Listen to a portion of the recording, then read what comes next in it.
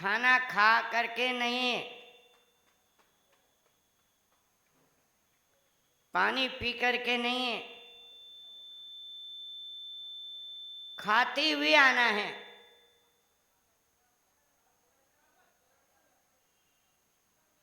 क्या हो गया? क्वेश्चन कठिन है ना? बताइए। आठपटांग विधि, इसको कहते आठपटांग विधि। जा करके सारे सावंतों ने सब जा करके वहाँ जा करके इंद्रदत्त मामा जी को प्रणाम किया। मामा जी की शक्ल देखी, वहाँ धन्य ऐसे आदमी जिन्होंने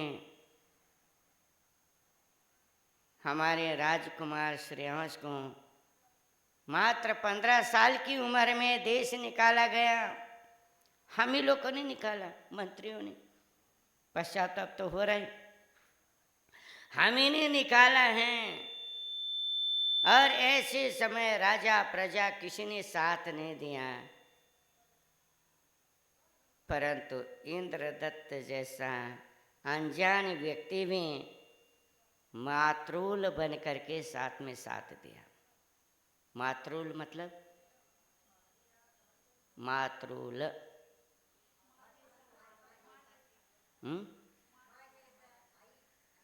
मातरूल मतलब माँ का भाई, उसको मातरूल कहते हैं। मामा को क्या कहते हैं? मातरूल। और ऐसी विद्वता का धनी इतना बड़ा प्रखंड था, इंद्रदत्त को देख करके लोगों के हृदय गदगद हो गए। ये भी पुण्यात्मा है। अब नंदा, राजगिर के महामंत्री सामंत बड़े बड़े राजकारणी लोग आए तो नंदा भी सज धज करके बाहर आ गए।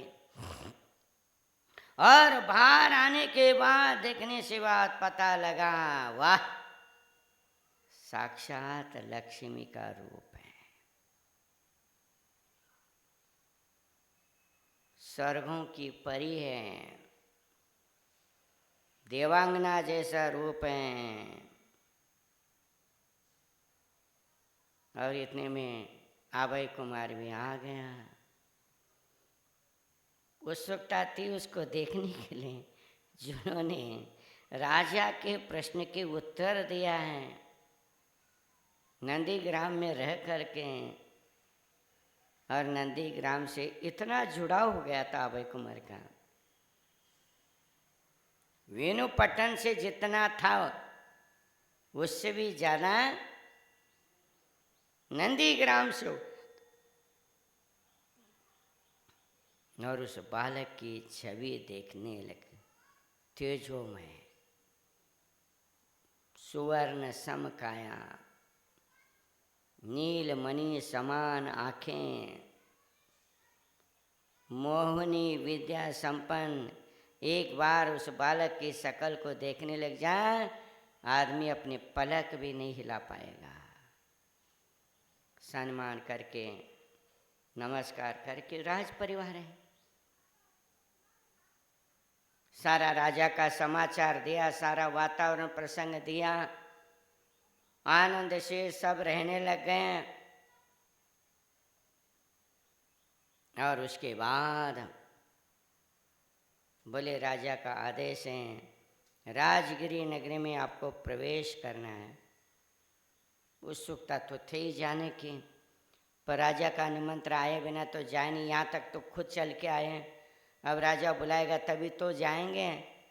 बैठ गए थे और राजा का आदेश सुनाया अभय कुमार के लिए,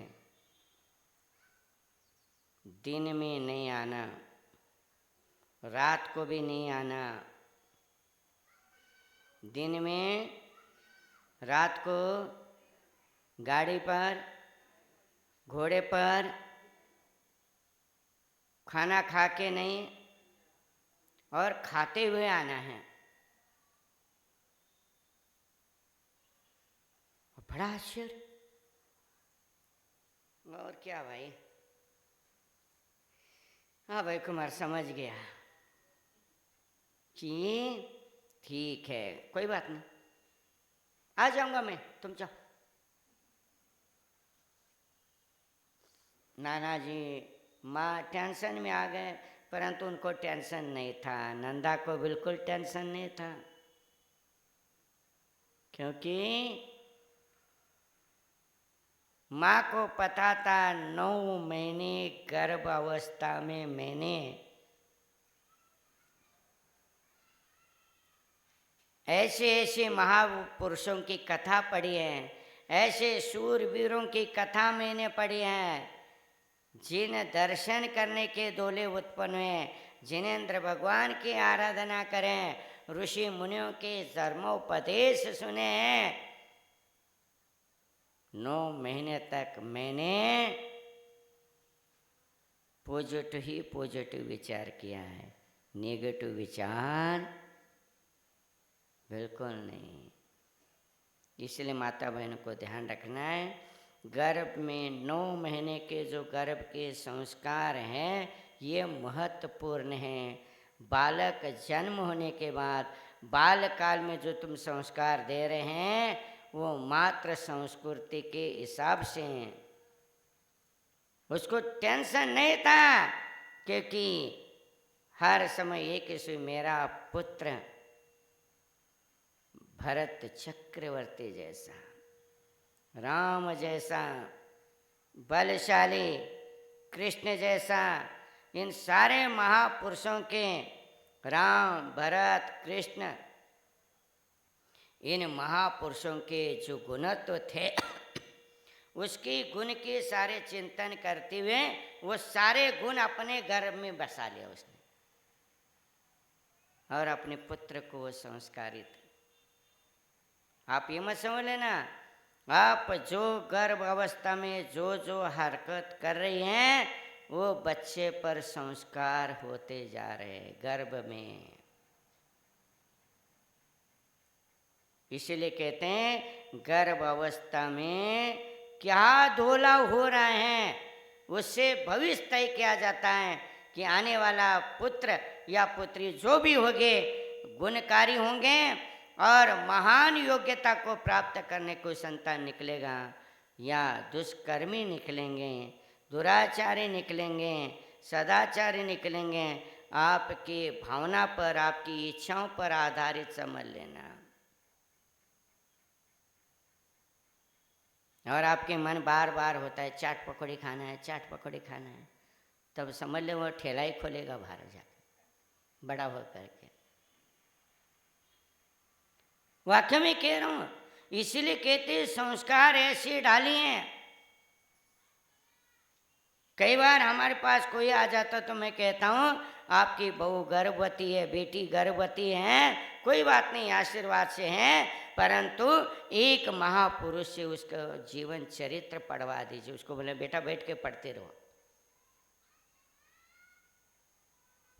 कैसा 93 में बीड़ में चातुर्मास था, पोरवाल समाज में एक महिला प्रेग्नेंट थी, चातुर्मास, तो बोले महाराज क्या करें, उनके रिश्तेदार बोले धार्मिक परिवार था, मैंने बोला भरतेश वैभव पढ़ लो।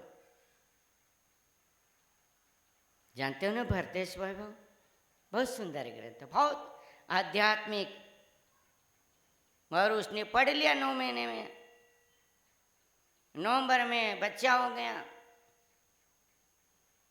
अभी तो वो इंजीनियरिंग बंद करके जॉब कर रहा है। बीच में आए थे, उनके माँ बोले महाराज बेटे की शादी करना चाहते हैं, परंतु बच्चा वो हाँ बोलता ही नहीं है। जब भी बात करने के लिए बैठ जाता है वो तो ऐसे बैठ जाता है जैसे भगवान ही बैठ गए हैं। जब भी बैठता है वो आंखें बंद करके बैठता है, बात करता नहीं है बिल्कुल। बोले बहुत होशियार है, बहुत बुद्धिमान है। इतना सरल है, इतना सीधा साधा है, वो कभी भी किसी को पलट करके जवाब नहीं दिया। बड़ा हो गया, अब क्या करें। उसकी माँ बोलती है, बोले महाराज आपने मेरे से क्या पढ़वाया और ये क्या हो गया, देख लो। ये किसका प्रभाव है? भरत चक्रवर्ती का प्रभाव है।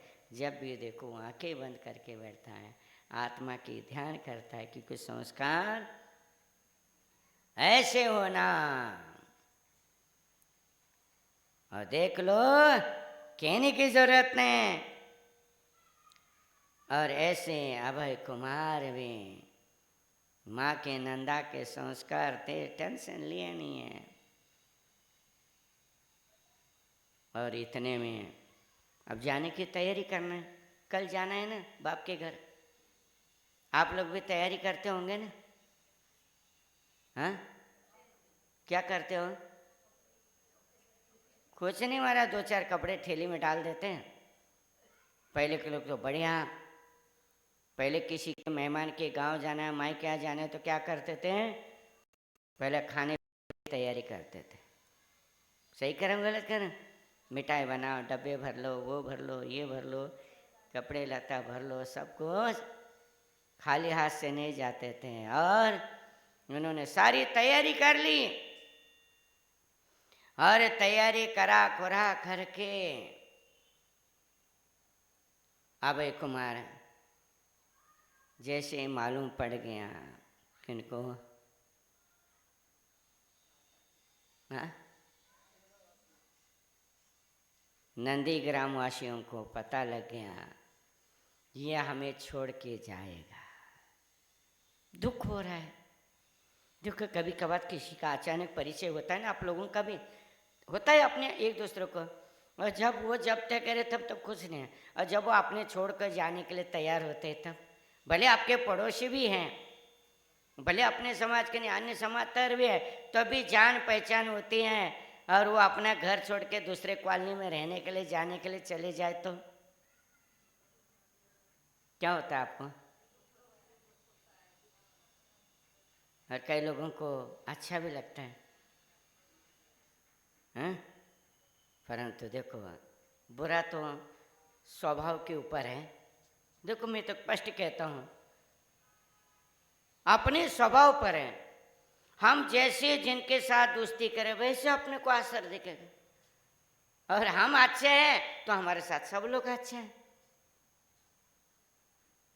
तो पड़ोसी भी छोड़ के जाता है तो बड़ा दुख होता है। कितने अच्छे लोग थे, साथ में बैठते थे, साथ में उड़ते थे, खाते पीते थे, रहते थे, सधर्मी भाई जैसे बन के रहते थे। पता नहीं कल कौन सा खड़ूस आदमी आके बाजू में रह जाए, तंग करने लग जाए। सही करूं गलत करूं? कभी कभार ऐसा भी होता है। परंतु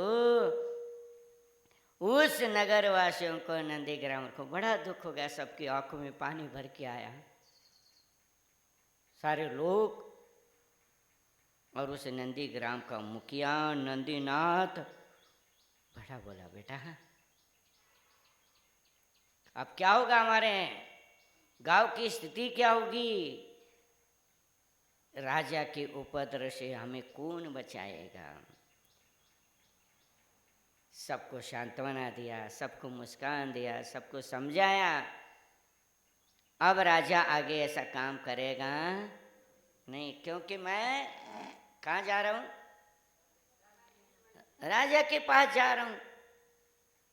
सब लोग तैयारी हो गई, सब हो गया। दोपहर में 3 बज गए, रथ बुलवा लिया जाने के लिए। रथ भी चाहिए ना, कि मामा मम्मी सब बैठेगी उसमें, तो रथ बुलवा लिया। और रथ बुलवा करके क्या कर दिया? क्या हो गया? रथ बुलवा लिया, और रथ में वो सिक्का आते थे ना पुराने जमाने के, सिक्का जानते हो ना, वो सिक्का बंधवा दिया रथ के बीच में। बड़ा सिक्का मंगवा करके उसमें बीच में बंधवा दिया गया, और सिक्का बंधवा दिया। और सब सामान रख दिया, बैठ गए। सारा नंदी ग्राम इकट्ठा, विदाई के लिए आ गए। मामा सब रथ में बैठ गए। अब यहाँ कानून था, गाड़ी पर भी नहीं, घोड़े पर भी नहीं, अब किस में जावे? हाँ, वो रथ के बीच में सिक्का, वो जमीन पर भी नहीं, आकाश पर भी नहीं, सही है ना, बीच में, और सिक्के के अंदर जाके बैठ गया। खा करके भी नहीं आना और खाते हुए आना। और खाने के लिए हरी मंथक लिया साथ में उसने, हरी मंथक।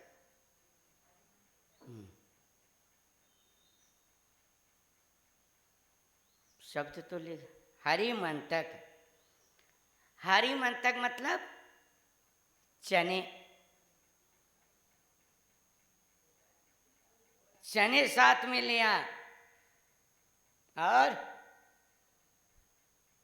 खाते हुए आना है ना। बैठ गए सिक्के में, हरी मंथक चने साथ में लिया और शाम को 5 बजे रवाना हो गए। कितने बजे? 5 बजे। पहुँचते पहुँचते दिन में भी नहीं होना, आना चाहिए, रात को भी नहीं आना चाहिए। फिर कब हो गया? तीनों संध्या, गोधूली समय है, क्या कहते हैं, है ना। तो तीनों संध्या काल में इधर रात भी नहीं, इधर दिन भी नहीं, ऐसे समय नगर में, राजगिरी में सारे लोग देखने के लिए बड़े उत्साहित हो गए। सबको आकुलता थी ऐसे गुनी पुत्र को देखने के लिए। और राजा की श्रेणी की सबसे पहली पत्नी, पहली रानी नंदाश्री आ रहे हैं। घर में तो पहले से 4-5 है ही, वो तो राजगिरी वालों ने देखा ही है, अभी तो केरल से आई है ना। तो परंतु इसको देखने के लिए राजमार्ग पर दे धनाधन सारे काम धंधा सारा छोड़ छाड़ करके, और कैसे राजमार्ग पर आकर के खड़े हो गए और सब लोग टुकुर टुकुर टुकुर देखने लग गए। क्या बात है भाई? वो पीछे उखले, वो साइड में हो जाओ, मुझे नहीं दिख रहा है, तुम इधर हो जाओ। और वहां भीड़ भाड़ में कोई किसको बुला रहा है? सिर्फ इतनी भीड़ थी, भीड़ में आवाज किसकी? और शाम का समय भी हो रहा है, संध्या का समय हो रहा है, और सूर्यास्त के समय नगर में रथ का प्रवेश हो गया। और प्रवेश भी अजब तजब के तरीका से एंट्री हो गई। कैसे? हाँ, और एंट्री को देखने के लिए लोग, और ऐसे एंट्री करके अंदर गए, और वाह बोले क्या ये भी गजब, पहली बार देख रहे ऐसी एंट्री को। अब क्या करे बताइए आप, हम लोग उस जगह होते तो क्या करते थे? क्या करते थे? हम भी वही करते थे जो लोग कर रहे हैं। कई लोगों की आश्रु धारा है, किस पुण्य कर्म का उदय है, पता नहीं इन जीवों ने पिछले भव में ऐसा कौन सा धर्म का काम किया होगा जो ऐसा वैभव मिल गया सबको। एंट्री करके नगर परिभ्रमण हो गई। राज दरबार के सामने रथ आके रुकया।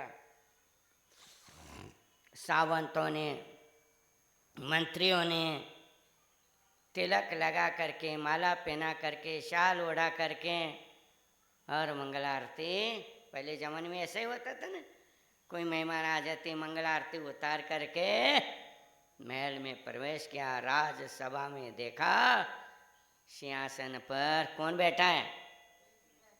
राजा श्रेणीक बैठा है। बहुत सालों के बाद बाप बेटे का मिलन, और बहुत दिनों के बाद में पुत्र जाकर के देखो विनय संपन्नता के सहित में, नम्रता के साथ में जाकर के अपने बाप के चरण स्पर्श करके प्रणाम किया। बेटे को देख करके राजा श्रेणी के गले में बाजू में आसन रखा था, बैठे के लिए बिठाया। नंदा आकर के पति परमेश्वर को बहुत सालों के बाद दर्शन हो रहा है, प्रणाम किया। क्या हाथ मिलाया? हाँ, क्या गले मिल गए? आजकल तो तुरंत किसी से भी लोग गले मिल जाते हैं, किसी से भी हाथ मिला देते हैं, परंतु वहाँ भारतीय संस्कृति की सभ्यता के हिसाब से प्रणाम। राजा श्रेणिक ने योग्यता जगह पर मर्यादित पर उसको इशारा करके बैठ गए। मामा श्री आ गए। हाँ, श्रेणिक ने अपने आसन से उठ गए। क्यों उठ गए? वो देश का राजा है ना। हाँ, और कौन है वो?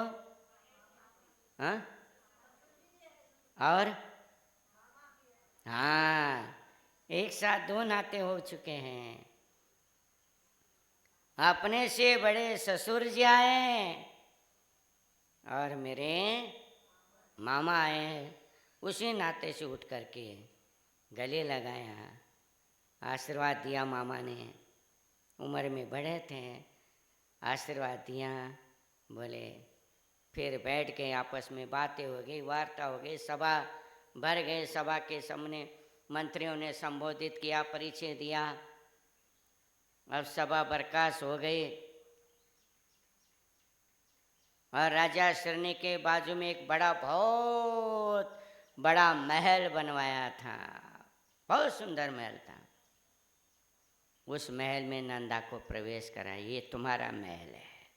हर रानियों को अपना अपना महल अलग भेंट में दिया जाता था। एक घर में सब ने रहते थे, अपने अपने घर में, अपने अपने महल में दास दासिया सेवा चक्र।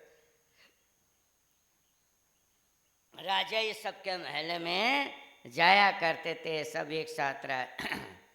अब अभय कुमार को बिठा करके पूर्व भव का पुण्य समझ करके और प्रजा में बहुत शांति मिल गई। वातावरण चेंज हो गया, माहौल चेंज हो गया, बहुत सारे बातें सामने आने लग गए। और बहुत सारे बात आने के बाद कुमार ने पढ़ाई लिखाई की। विद्या अध्ययन भी करना जरूरी है। पहले मामा के नाना के ही पढ़ के आया, स्कूल कॉलेज सब विद्या कला कौशल न्याय नीति सारा संपन्न। अनेक प्रकार के दरबार में राजा के समस्या पैदा होने लग गए और अनेक प्रकार के लोगों का विवाद मिटाया जो राजा नहीं सुलझा पा रहे हैं। बलभद्र का विवाद मिटाया, वसंत भद्रा का विवाद मिटा दिया। नाना प्रकार के लोगों को समस्या को सवाल जवाब करके और दरबार में न्याय नीति करने की चालू हो गया। सारी प्रजा प्रसन्न है।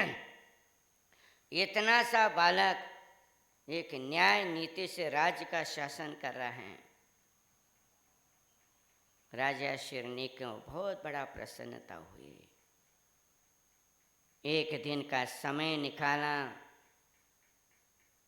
मुहूर्त देखा, सारा माहौल देखा और क्या कहा, मंत्रियों से सहमति करके कुछ उपाधियों से सम्मान करना है और अच्छे अमूर्त दे करके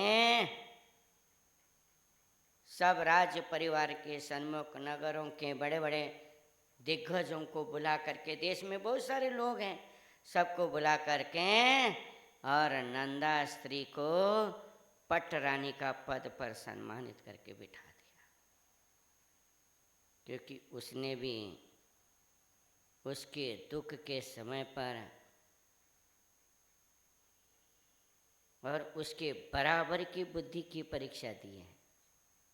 उसने भी कम परीक्षा नहीं ली श्रेणिक की, है ना, और श्रेणिक भी उससे उसकी परीक्षा कम नहीं लिया, वो भी बराबर से देखे। इसमें कोई नाराजगी होने की बात नहीं होना चाहिए। जब आप सवाल कर सकते हैं तो हम भी सवाल कर सकते हैं। आप हमसे 4 पूछे, हम भी आपको 4 के पूछ जाते हो। आप पूछते हो तो खुश हो जाते हो और हम पूछे तो नाराज हो जाते हो। ऐसा नहीं होना चाहिए, समझ आ रहा है? जानकारी के लिए, ज्ञान उपार्जन के लिए ये सारी बातें नॉर्मल। और नंदाश्री को पट रानी का पद दे करके बिठाया। उपकार को उपकार ही याद किया जाता है, ये सज्जनों का लक्षण है। और बहुत सारे पुत्र थे और अभय कुमार को युवराज पद से घोषित कर दिया। मेरे बाप ने किया, ऐसा नहीं करना चाहिए। क्या किया उसके बाप ने? राजा उपसर्निक ने क्या, 500 बच्चे थे, ज्यादा ही, ये नहीं समझ किसको क्या करना है, किसको क्या करना। इसलिए राजा शर्निक ने पहले युवराज पद घोषित कर दिया, पट बांध दिया। सामंतों की बात बोले, महाराज सलाहकार मंत्री के रूप में अभय कुमार ही रहेगा। कौन से सलाहकार होते हैं ना, बड़े बड़े उपसरनी के राजा के समकाल के मंत्री, पुरोहित आदि नाना बड़े उम्र वाले, और सलाहकार मंत्री का नियुक्त किसको कर रहे हैं? अरे उनके पोते के बराबर का लड़का है वो। किनके बराबर? पोते के बराबर का लड़का है। इसीलिए कहते हैं, हमारे जैन दर्शन में भी है, व्यक्ति की उम्र नहीं ताका जाता है, उनका ज्ञान गुण तप भी देखा जाता है। जैसे समझ लो, अभी 10 साल का बालक मुनि दीक्षा लेकर के संघ में बैठा है, आचार संघ में, और समझ लो दिवाली के बाद कोई 90 साल के बुजुर्ग आकर के मुनि दीक्षा ले लिया, वो कहाँ बैठेंगे? कहाँ बैठेंगे? किनके बाजू में? नहीं, उसको खिसका देंगे, उधर खिसक जा, तो बच्चा है अभी। नहीं, वहाँ कहते हैं 90 साल के वृद्ध अवस्था में भी मुनि दीक्षा ले ली, और वो 10 साल का बच्चा दीक्षा में बड़े हैं, ज्ञान में तप में आप उम्र में बड़े हैं, तो 90 साल के मुनिराज भी वो 10 साल के मुनिराज को क्या करेंगे? प्रणाम करेंगे। ये होता है। और सारे मंत्रियों ने बोला सलाहकार के रूप में इसको स्वीकार करना है। राजा ने बोला दे दिया। और मंत्री लोग बोले, महाराज इस देश का संचालन, मगध देश का राज्य पालन करना है, विदेशियों का आक्रमण होगा, मलेच्छखंड राजाओं का आक्रमण होगा, सारा सूत्रधार, तो क्या करो, सारा देश का, सेना का, सबका सूत्रधार इसी को सुपुर्द करना है। सब ने बोला सेना नायक का मुखिया सेनापति अभय कुमार को ही बनाना।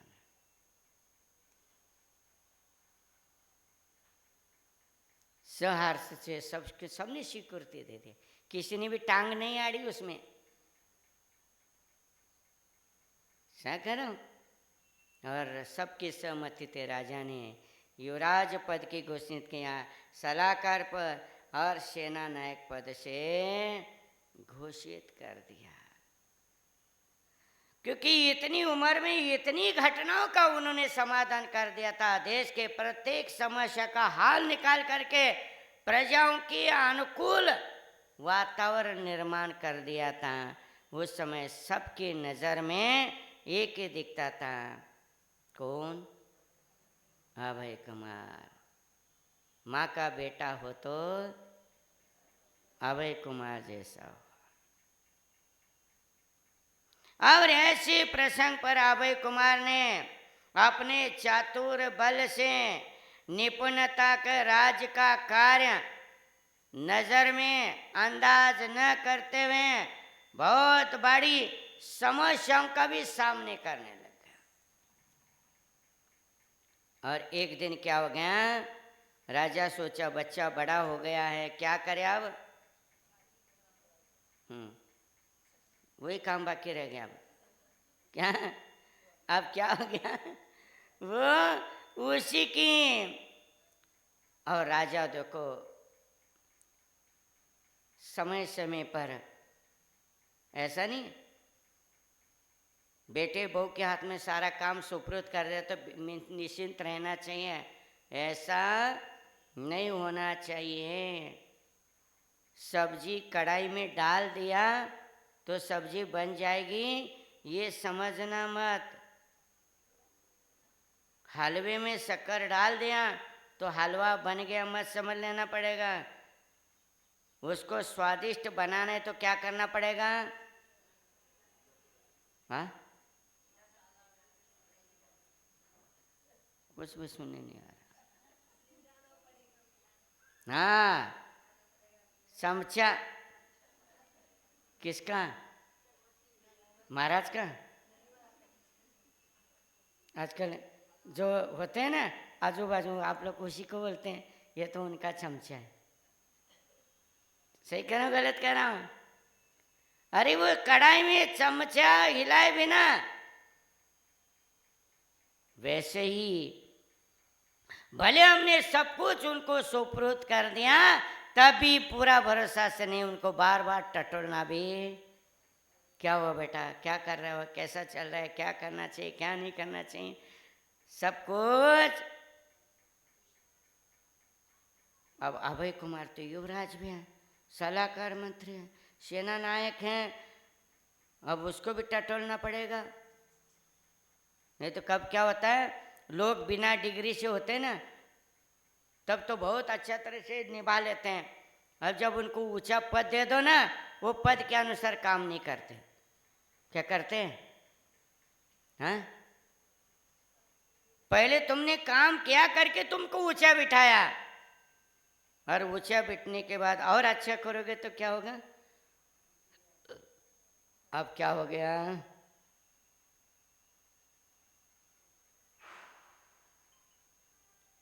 राजा बोला थोड़ा अभय की परीक्षा लेना पड़ेगा। पता नहीं क्या नियोजन चल रहा है, क्या दिमाग में चल रहा है, खुरापति क्या कर रहा है, देश में क्या हो रहा है, सब कुछ ठीक है, फिर भी क्या करना चाहिए, अपनी वस्तु को अपने को ही टटोलना पड़ेगा। तो क्या हो गया, राजा एक दिन घूमने के लिए चला बगीचा में, और घूमने के लिए चला, घूमता रहा इधर उधर, देखा बड़ा बावड़ी है, और बावड़ी में झेकते झेकते हाथ की अंगूठी कहाँ गिर गए, गिर गए कि गिरा दिया? हाँ, तो बोलना तो पड़ता है ना। क्या हो गया, गिर गई। अब सैनिक सोचने लगा, मेरे अंगूठे तो बावड़े में इतनी कीमती अंगूठी है, इतनी बड़ी कीमत, इतनी रकम की है, अरबों खरबों रुपए की कीमत है भाई, अंगूठी गिरी कुएं में, कौन निकालेगा, कौन करेगा। इतने में अभय कुमार आया, बोले क्या बात हो गई, क्या गिर गया। बोले मेरी अंगूठी गिर गई कुएं में, कौन निकालेगा। सब एक दूसरे की शक्ल देखे, कुएं में कौन कूदे, बड़ा कुआं है भाई, और राजा को कुआं है। अभय कुमार बोला टेंशन मत लेना, निकाल के दे देंगे। देखें, बाप चला गया घर। अब बताओ, इतने कुएं, घेरे कुएं में से अंगूठी कैसे निकालोगे। आपको बोला जाए कुएं में से अंगूठी निकाल दो, तो क्या करेगा म्यूनसिपाल्टी, 4 आदमी को बुला लोगे, कूद जाओ भाई अंदर, देख के आ जाओ, डूब के आ जाओ। अभय कुमार ने कुछ नहीं किया, गर्मी के मौसम आने तक रुक गया। वो क्या कर रहे हैं, गर्मी के मौसम में आ रहा था, उसी समय ऑर्डर दे दिया गांव में, राज्य में, और राजा के अंदर जितने गोधन हैं, गोधन मतलब गाय भैंस बैल हाथी घोड़ा, वो गोधन का जितना गोबर है, गोबर, वो सारे लोग अपना अपना लेके आने का और इस कुएं में डालने का।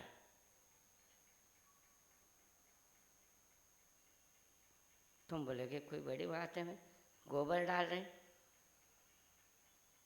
वो सारे लोगों ने गोबर, वो जमाने तो ज्यादा जानवर थे, हाँ, ला करके भीड़ लग गई। और देखो कुछ ही क्षण में, घंटों में वो कुआं गोबर से भर गया, गोबर से भर गया। बोले स्टॉप, अब ज्यादा क्या डालेंगे, बोले स्टॉप, हो गया। फिर 1-2 महीने, फागुन, फागुन के बाद कौन सा आता है, चैत्र, फागुन चैत्र वैशाख, 3 माह बिता दिया। तब तक क्या हो गया, कुएं का डाला हुआ जो गोबर था वो सारा सूख गया। और एक दिन ऑर्डर दे दिया, सब लोग लाकर के इस कुएं में पानी भर दो। कोई टैंकर लेके आया, कोई कुएं में पानी छोड़ दिए। अब कुएं में पानी भरने लग गया तो गोबर क्या हो गया, हाँ, कुएं में पानी भरते गोबर हल्का हो गया, सूखा हुआ, और ऊपर गोबर आ गया, गोबर को उल्टा कर दिया, और राजा की उसमें मुद्रिका गोबर में चिपकी हुई मिली, और वहाँ अंगूठी निकाल के लिया और अपने बाप को जाकर दे दिया, महाराज साहब ये आपकी मुद्रिका। राजा बोलो अरे बाप, बताइए ऐसी कलावंत, बुद्धिवंत, ऐसी कला, अनेक कौशल दिखाते हुए उन्होंने कार्य किया। अब इसके आगे का क्या नियोजन है, क्या घटना घड़ेगी, इस बात को हम लोग कल पढ़ लेंगे। इतना कह के आज का वक्त समाप्त। जिनवानी के लिए खड़े हो जगह, जावानी के ज्ञान से सोजे लो कालो।